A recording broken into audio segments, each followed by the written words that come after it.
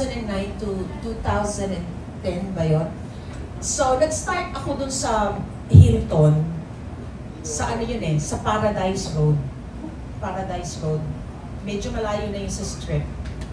Tapos, eto Hilton. Iba ng name na yun nun, Westgate na ata.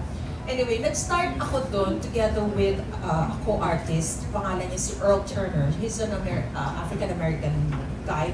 Galing din mag-perform. Hayop, grabe. Galing-galing niya. Nagigitara, nagda-drums.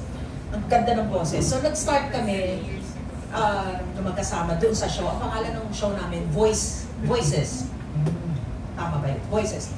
So, pero magkasama kami sa show na yon ng parang about 3 months lang. And then, nagkaroon sila ng misunderstanding ng producer kong Italiano.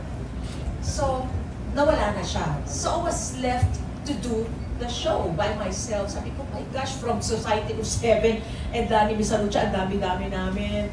Na, alam mo, secured na secured ako kasi syempre, dami naming magkakasama na nag-entertain ng iba't ibang lahi. And then, to a show na dalawa kami. And then, finally, mag-isa na lang ako. Sabi ko, my gosh, ano ko ito gagawin?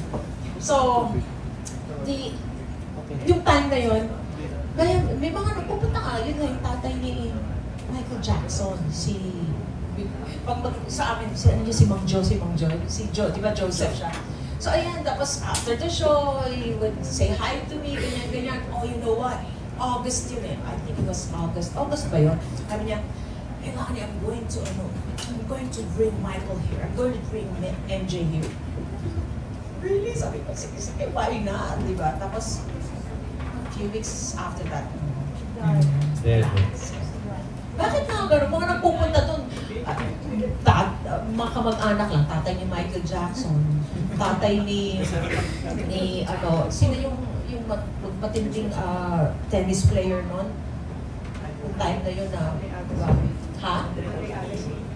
Agassi ba yun? Oo. O parang ang tatay niya yata. Mga gano'n lang po, mga kamag-anak lang. Ito.